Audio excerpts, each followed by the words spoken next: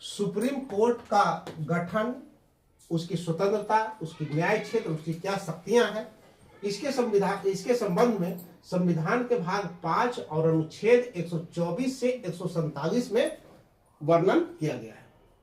हमारी न्यायपालिका कैसी है? हमारी न्यायपालिका स्वतंत्र एकीकृत न्यायपालिका है, जिसके शिखर पर कौन है? जिसके शिखर पर सुप्रीम कोर्ट होता है, उसके नीचे हाई कोर्ट होता है, उसके नीचे क्या होता है? डिस्ट्रिक्ट कोर्ट होता है।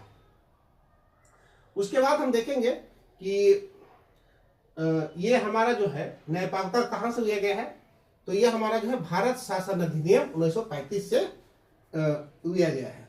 उसके बाद देखेंगे कि 124 के 1 में उच्चतम न्यायालय का गठन संबंधित क्या बातें कहता है।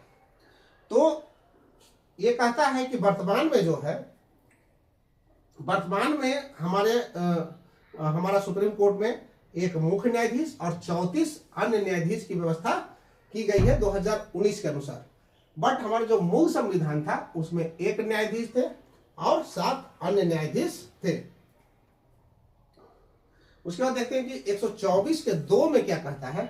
124 के 2 में कहता है कि नियुक्ति जो है राष्ट्रपति द्वारा होगा और अन्य न्यायाधीशों की सलाह पर होगा, जिसमें कॉलेजियम सिस्टम की बातें कहते हैं कि कॉलेजियम सिस्टम में एक न्यायाधीश होते हैं, 4 अन्य न्यायाधीश होते हैं। 5 सदस्य वाला कॉलेजियम सिस्टम जो है किसी भी न्यायालय में जिन न्यायाधीशों की नियुक्ति का जो है सलाह राष्ट्रपति को देगा, सुझाव देगा, उसको जो है उसी के अनुसार राष्ट्रपति क्या करेगा? न्यायाधीशों की नियुक्ति करेगा। मीन्स ये अब कॉलेजियम सिस्टम में न्यायाधीश ही होते हैं, न्यायाधीश ही नियुक्ति भी करते हैं। उस कंडीशन में काफी पक्षपात का जो है पक्षपात होने का जो है ये संभावना होती है। इसी को दूर करने के लिए, मीन्स न्यायाधीशों की नियुक्ति को पारदर्शिता लाने के लिए, और इसमें सरकार न्यायाधीशों की नियुक्ति में सरकार की बहुत बड़ी भूमिका को लाने के लिए क्या किया गया था?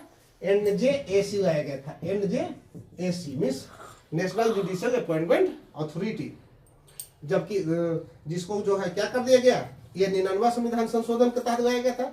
इसको जो है सुप्रीम कोर्ट ने असंवैधानिक घोषित कर दिया गया, और इसको असंवैधानिक घोषित करने के कारण आज भी जो नियुक्ति होता है जजों का, वो कॉलेजियम सिस्टम से ही होता है। NJAC समाप्त हो गया।